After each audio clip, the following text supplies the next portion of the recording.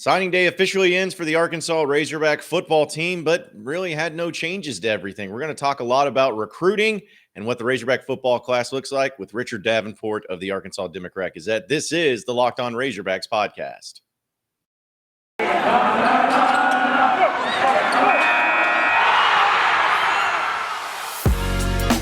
You are Locked On Razorbacks, your daily podcast on the Arkansas Razorbacks. Part of the Locked On Podcast Network, your team every day. And welcome into the Locked On Razorbacks podcast. I am your host, John Nabors. I am also the host of Out of Bounds. You can catch every weekday afternoon from 1 to 4 on 103.7 The Buzz and 103.7thebuzz.com. We're going to talk a lot of recruiting today on the podcast, which I know a lot of Razorback fans have been interested in, especially with the Razorback football team. And there is no one better to do it than to welcome in Richard Davenport of the Arkansas Democrat Gazette, as well as WholeHogSports.com. And Richard, appreciate you joining us this afternoon, man. How you doing? Doing great, John. I appreciate it. Just avoiding the outside elements, but all good. Yeah, I know it's definitely pretty nasty there in the state of Arkansas. So if you're out in it, please be safe. But I'll start with this, Richard. And you've been covering recruiting for a very long time. And I remember growing up as a kid and growing up as a Razorback fan and how much I look forward to that day in February, National Signing Day and all the TVs and, the hats getting put on the heads and all that stuff. And ever since the early signing period or the early signing day has been put into place, it seems like that signing day, and then this is the late signing period. So what's that change and that transition been like for where it used to be one day, but now you have two different times to be able to talk about and have signings for football recruiting? Well, for me, it was kind of strange yesterday. I was talking to somebody in the business that covers another SEC school, and I was saying, man, I just slept in. I slept in till about 7:30.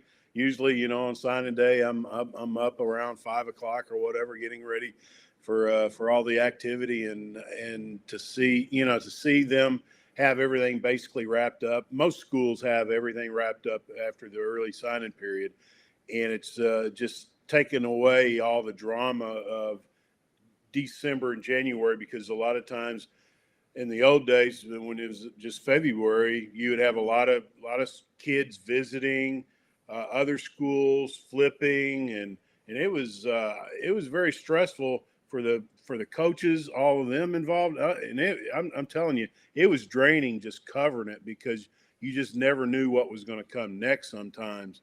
So I think if you're looking at the pros and cons, I think the pros are the early signing period allows the coaching staffs, especially the ones getting ready for bowl games, to really be locked in on the bowl games and not having to worry about recruiting and trying to be in contact and making sure that no one's going to flip on them. And it's also good for the kids. They get it out of the way and they can focus on, enjoying the holidays. Don't have to go through January, being in contact with other coaches and stuff like that. I think it's a win-win overall. I think there was some talk about, eliminating the early signing period and going back to the old way. But I think a lot of that was only because Florida, LSU, Oklahoma, and USC and some other high-profile schools had openings, and all of a sudden it's a big issue. It wasn't a big issue when Arkansas had to go through it 2 times. So I hope it doesn't change. I think it's a good thing for everybody involved, to be honest with you. Well, I know that you wrote the article and talked about how the fact that Arkansas had really no signees or anything really moving on signing day. And, I think that's, of course, more than I do. Sam Pittman has done a really good job and his staff of putting together a really solid recruiting class this past fall. But just kind of take us through the fact of them not having any signings. Was that something that was planned upon? Are they still working that transfer portal? What's kind of the latest update on scholarship availability and who or possibly what they may bring in from this point on? I think you're going to look at two more transfer portal additions at some point. When, I couldn't tell you. I think we're looking mainly at the defensive line. Could be a guy that comes up available at another position that they go, wow, we can't not take this guy. He's a difference maker. So you never say, we're not going to take another position especially when somebody like a game changer, a guy that can really help your team, you make room in that type situation. But right now, because of how recruiting is just been so, I guess, pushed up. I mean, I'd rarely ever write about sophomores, rarely. And probably about 5-6 years ago, that started happening. Now you have 8th, 9th graders getting offered. So everything's accelerated. And by the first game of the year, most recruiting classes are pretty much finished, except for maybe, 2 or 3 or a handful more kids. So, right now, I think you're going to see two more additions, and we have to look back on what happened last year on the defensive line. All 3 of those guys, all 3 starters were transfers. They were added in the spring. So I know some fans would love to see, all that already wrapped up, but it's not the case. So I don't think it's really something to be panicky about. Well, and I know that I guess depending on who you look at when it comes to recruiting services and rankings and everything, but 24/7 Sports after yesterday has Arkansas as the 13th ranked in the SEC recruiting class, but still a top 30 recruiting class. And some people see that, and Razorback fans see that, and they're like, okay, so what happened? What's going on here? I mean, what do you make of the rankings as far as the class go? Because I also know Miles Rouser, I guess, was one of those players that you were counting on getting a signing, but it looked like he ended up going to Campbell to play football. So if you could just elaborate on that, and what was the situation with him? Well, something happened back in November that didn't allow Arkansas to go forward with him. And that any time a young man goes from an SEC school to an FCS school, something's up. And Arkansas obviously had to back off of him. Wish Miles the best. We're still, that I know the class kind of slipped a little bit because he was taken off the list. You remember, that's just one guy. That's one guy. This is still the same class everybody was excited about before yesterday when he was officially taken off the list. And it's still a very good class. It's something to look at, for next year. Arkansas is in good shape at the safety position. Obviously, you would have loved to have him, back there for more depth. You're not going to have that, but you still have, another year of Slusher and Catalan, and I think they have some capable backups there to get a few snaps here or there. But you start looking at the portal again, and maybe add another safety, or you just kind of take care of it in the next recruiting class. So I understand, it's just one guy, but understand, that one guy did make the recruiting rankings dip a little bit. But I don't think it was like, if it was 3 or 4 or 5 guys of the class not showing up, that would be an issue, definitely. But the vast majority of the class, 16 of the guys, are already on campus, and that's huge. We'll continue our conversation with Richard Davenport and talking recruiting here in just a second. But first, I got to tell you about BetOnline and how they have you covered this season with more props, odds, and lines than ever before as football continues to march through the playoffs right to the big game here in a couple of weeks. BetOnline.net remains the best spot for all of your sports scores, your podcast, and news this season. And it's not just football. BetOnline has up-to-minute info on pro and college hoops, NHL, boxing, UFC, along with live, real-time updates on current games. So don't wait to take advantage of all the new amazing offers available for the 2022 season. BetOnline.net, where the game starts.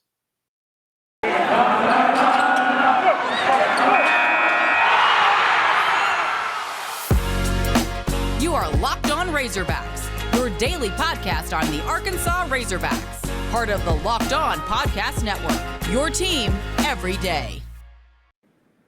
All right, still joined by Richard Davenport of the Arkansas Democrat Gazette and WholeHogSports.com. And we're talking a lot of recruiting. And Richard, the thing that I feel like Razorback fans have obviously been very excited about Sam Pittman and the job he's done so far and the recruiting that he's done so far. But the one thing that I'm sure that you've been asked about and has been pointed to is defensive line. The coaching changes there at defensive line, the lack of recruiting, the lack of high-level visits compared to the other position groups that Arkansas has had what has been going on with the defensive line situation? Obviously, you bring in a new coach, and we'll see how that goes. But why hasn't Arkansas been able to capture some of the same recruiting elements on the defensive line that they have at pretty much all the other position groups? Some of it is because of the changing of the coaching staff. As far as at the defensive line, you've had back-to-back changes there, and recruiting is all about relationships, and relationships usually go 2 or 3 years deep. And when you have a change in the staff, the coach that replaces has to start all over again and has to start working on the relationships with kids. A lot of the kids that you're seeing in the 2023 class, Arkansas has had relationships with over the last 2 or 3 years. Not all, but most. And that's helped them get some early commitments and some very early good commitments. So hopefully with the new defensive line coach, I think you're going to see some more stability. I think his experience and his connections throughout really in the South, because he played at Southern Miss, and from what I understand and talking to other people, he's pretty strong in Mississippi and Louisiana. So Sam Carter, when he left, he recruited Louisiana. I think you're going to see him recruit Louisiana and do a good job. But everything I've heard about Coach Adams is very good. And again, being a veteran coach, you kind of know what you're getting. Well, and it seems like he has a lot of SEC experience, which we know goes a long way, and knowing just what it takes to win in this conference and how to be successful in it too. And I guess that's the thing where, Arkansas is pretty much losing their whole defensive line from this past season. They bring in a little bit, a few transfers and everything. But as far as knowing Barry Odom's defense and the guys that they are going to have, at least on the roster right now, what is that defensive line going to look like? I mean, what's the setup in the depth chart going to look like at this point? But that's an interesting question. It all depends on who they add from the portal. This offseason will, obviously play a factor. Who develops maybe a little bit more than than they were last year. I mean, it's offseason is so important, and then we'll have a better idea probably in the spring about who could be guys that they could count on the defensive line, and then again, it's all about who they add from the portal. And I think it's very important that they add some guys that are capable of doing something similar to what the three guys did this past season. That's going to be key, I really think, going forward for next year. I'm looking at the signing class, of course, and there's a lot of players in there that are addressing some needs, especially for Arkansas. But just as far as everybody that you've covered and you've looked at and you've scouted and everything, which particular player are you most excited to see? Because I think that everyone gets into recruiting because they want to see, maybe the next big thing. But which one of these players do you feel like not only can make a huge impact for Arkansas, but could make a huge impact immediately once he steps foot on campus? That's a good question because, all these guys are outstanding football players. Something I think that's overlooked a lot of times. Most of these guys have anywhere from 10 to 15 to 20 offers. So obviously a lot of other schools saw the same thing that Arkansas saw. How well do they transform from high school to Arkansas, the SEC level? That's the key. And a lot of times it's the skill guys that can make that transition a little easier. Isaiah Centenia is obviously one from Fayetteville, has the speed that you're looking for. And now the only concern is maybe his lack of size. He's about 5'11", about 170 pounds. But obviously the speed is the difference maker for him. And then I really like Quincy McAdoo from Clarendon. I think he's a guy he's a bigger receiver, about 6'1", 6'2", very elusive. I think he's a guy to keep an eye on. He's currently on campus while Isaiah is obviously going to be running track this spring. So I like him. I like the linebackers, and at a position that I rarely think that somebody can come in as a true freshman and give Arkansas some immediate help is at the offensive line. I really like Andrew Chamblay, and then Marion Harris and Patrick Coutes. All three of those guys I think could potentially play next year. I'm not saying starting, but definitely being the two deep potentially. Again, it's all depends on how they develop in the offseason. Patrick's the only one that's not on campus right now, but Amarian Harris, 6'7", 370. He'll probably drop down to about 340, but I could see him possibly being moved in from tackle to offensive guard. He's just a road grader. I mean, he's just one of those guys that you see at Alabama that has that massive size that can overwhelm you. And then Chambly's got those long arms and athleticism that you like at the offensive tackle position. But I really like the offensive line. Well, and that's kind of the thing that I know. I don't want to take any credit away, but it's crazy to think that, you had Brad Davis as the offensive line coach. He leaves for LSU. Cody Kennedy goes from tight end coach into the offensive line coach position. And in year one, he's up for the Broyles Award. I mean, it's just, again, I'm not taking anything away from, but isn't it just one of those things like how much is Sam Pittman involved with that offensive line? Because he's an offensive line coach. Is he really good at just kind of letting Cody Kennedy and those guys do their thing? Or does his handprint in there? Is he still getting in there because he knows how important it is to have a great offensive line in this league? No, I think you make a point. I think he has a tremendous amount of respect and confidence in Cody Kennedy, and you got to give Cody a lot of credit. But I'm sure that hey, if he sees something that maybe needs to be addressed as an offensive line coach, hey, you're the head coach. Why not make a point and pointing something out? But I think he and Cody are such they work together at Georgia. They know one another so well, and Cody knows exactly what Coach Pittman, did at Georgia. He was a witness to that. He knows what Coach Pittman wants, and obviously he brings his own style too. And you look at the offensive line this past season; it was obviously one of the strengths of the team. And you got, for a guy that moved from tight end to offensive line, in a situation where it's kind of unexpected when Brad Davis left, I thought Cody Kennedy did an outstanding job.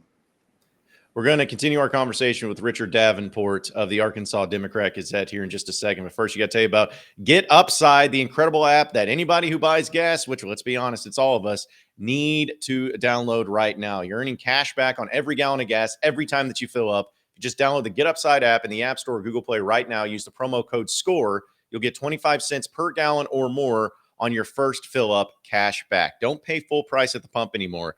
Get cash back using GetUpside. Just download the app for free and use promo code COLLEGE for 25 cents per gallon or more on your first tank. Some people who drive a lot are making as much as $200 or $300 a year in cash back, and there's no catch. The cash back gets added right to your account, and you can cash out anytime using your bank account, PayPal, or an e-gift card for Amazon or other brands. Just download the free GetUpside app. Use promo code SCORE to get 25 cents per gallon or more cash back on your first tank.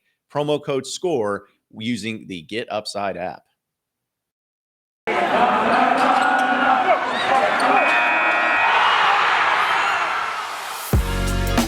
You are Locked On Razorbacks, your daily podcast on the Arkansas Razorbacks, part of the Locked On Podcast Network, your team every day. Richard Davenport of the Arkansas Democrat Gazette and WholeHogSports.com is our guest. And Richard, this is something I am just fascinated by when it comes to college football, and especially all the comments that were made yesterday between SEC coaches dealing with the NIL. And I'm sure that this has been a whole element that you've been asked about too. But just out of curiosity, you cover recruiting, and you got people saying, oh, well, it's Texas A&M, they paid all this money to get this recruiting class and paying these guys an NIL. How much does the NIL actually play into recruiting right now? At least, is it more than what we think? Is it less than what we think? I mean, how much is it a factor? That's a good question, and I think it all depends on the individual and the family. Some families, and talking to the kids and the parents, I can get a sense of how hard they're looking at the NIL situation with schools. And I've seen that. I've heard that. I've had discussions with families about that, and it's all up to the individual. Before NIL, it was all about how can you get get me to the league? Have you sent guys at my position to the league? What's the history of the school doing that? And then obviously the connections with the coaches. Now you throw this in there, and heck, you cannot dismiss the potential to make money for some of these kids. I mean, you're seeing some numbers out there that are very, very, very interesting and potentially life-changing. And I think you have to take a look at that. And with Texas A&M, we don't know for sure, but you look at, they had the best recruiting class they've ever had in their history, and one of the better classes probably in college football history.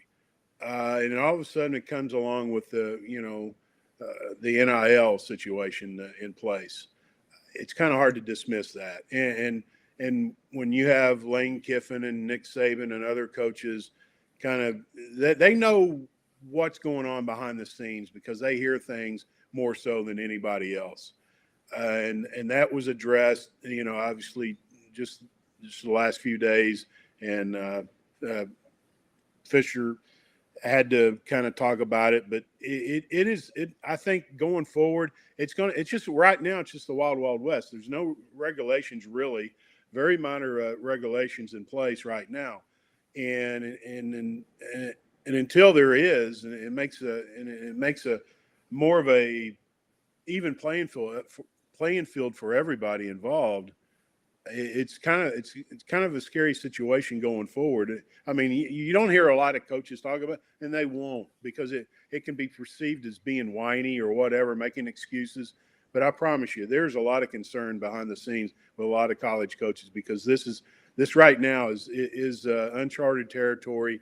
It's very young in the process of the NIL, and it's just a free for all right now. So what would you think would be some of the ways that they could regulate it? Because I think there needs to be some sort of regulation. I like how, they obviously are offering a lot of opportunities for student athletes, which I believe in. I think name, image, and likeness is a good thing. But it, like, being the Wild West doesn't seem like it's very good for college football. It may not be good for the athletes, may not be good for anybody involved. So what would be some things you'd like to see adjusted or added or put into place to make this a little bit better and more effective and more beneficial for everybody? How well does the NCAA enforce their current rules? Not very good. Yeah. I agree that there needs to be some limitations or some rules in place, but I just don't have much confidence in the NCAA being able to say, well, you broke this rule. You offered this kid $1 million before he even got on campus. I have zero confidence in, because we already see cheating right now, almost like in front of us. And you're thinking, how in the world does the NCAA not step in and change this, or at least penalize that school? Nothing happens. I mean, how many schools are in trouble right now because of breaking recruiting rules and creating violations? It just doesn't happen, and I don't know. I'd love to be able to give you a better answer, but until the NCAA really puts some teeth into enforcement and really ups the enforcement, I don't see too many things that they can do, because people are still going to break the rules. They're going to make promises before kids even get on campus. It's usually, it was really set up for kids when they got on campus, for businesses to kind of look at them and think, okay, this would be a good business decision to have this kid represent our company. And it's funny. It's funny too, because like you were bringing up, and I'm with you on that. Like I have no faith in the NCAA to actually enforce anything. But between that and then I laugh because everyone's talking about A&M and this recruiting class they signed. Well, they can only sign so many players, as we all know. But I'm looking at it too, where I'm like, okay, well, just wait, because after a year, half of that class will probably be in the transfer portal, just because it just seems like that's the way it is now, where you have these places that have a lot of great players that come in, but these players want to play. They want to be at a place where they can be successful. And now with the transfer portal being the way it is, it's like, well, they could just leave and go to another place. Arkansas was a very big beneficiary of the transfer portal last year and once again this year. So it's almost like with the NIL, with these big time classes and adding into the transfer portal, it's almost so overwhelming to keep up with, where it's like you can't tell who's doing what and where, how, where a team are like, oh, well, they're not doing very good in recruiting, but they're tearing it up in the transfer portal. That kind of changes everything for them. Oh, there's no doubt about that. Transfer portal's changed everything, along with NIL. The NIL is something to think about, though, as far as, and I don't think it's going to just totally change the game as far as transfers. But if a kid's making $400,000 a year at a school and he's sitting the bench, obviously he's wanting to play. But does that $200,000 or $400,000 keep that guy sitting on the bench, happy about being there? Because is he guaranteed to be able to make that same type of money somewhere else? Now, of course, other schools can come in and say, hey, we're going to, and it's happening now, could come in, hey, we're going to match that. You can transfer. But do you truly, trust that school to be able to match that $200,000 or $300,000 that you're making at your current school? So there's a lot of things involved in all of this. But when you're talking about the portal too, that's a different situation. And boy, I got a lot of opinions about that. Oh, I can only imagine. Probably spend a whole entire show talking about that type of stuff too, for sure. But last one for what you get out of here, Richard. We like to have some nonsensical fun here on this podcast as well. But I've always been curious, because recruiting is 24/7, 365. I mean, it's never stopping. So when do you rest, vacation? Like, do you even get an opportunity to do that? Because I feel like if it was me, then anytime I take a vacation, something big would be happening. What is it that you do, and how do you get away from it all? Because it's ongoing constantly. It's probably best to leave the country, and when you I'm being serious. Yeah. Because my wife gets on to me all the time, because I'm still working. It's very, very tough because of social media. I can post on my Twitter account that I'm on vacation. I'll be back at this, certain amount of time. But I still get texts, DMs from coaches, from players, from parents, and I'm the type of person, it's hard for me to not answer them or put out the information that they're giving me. And so it's rare that I go through, have a vacation without truly, not working at all. But I say that, but I'll say this: the college coaches nowadays, and I've talked to several, even when they're on vacation, they're putting out fires. They truly don't have a vacation. At least if I don't answer a kid or whatever, I'm not going to get fired for it. But if these guys don't sign the right guys, their jobs are on the line. It's the coaches really. It is truly 24/7 for them, and I feel for a lot of them. But you just got to be geared in a different way, and most of them are. It's definitely the nature of the beast. Richard Davenport of the Arkansas Democrat Gazette and WholeHogSports.com. Richard, great stuff, man. Appreciate it. And hopefully you'll be able to chance to leave the country and get away from it all here in just a little bit. All right. All right, buddy. I appreciate it. Thanks, John.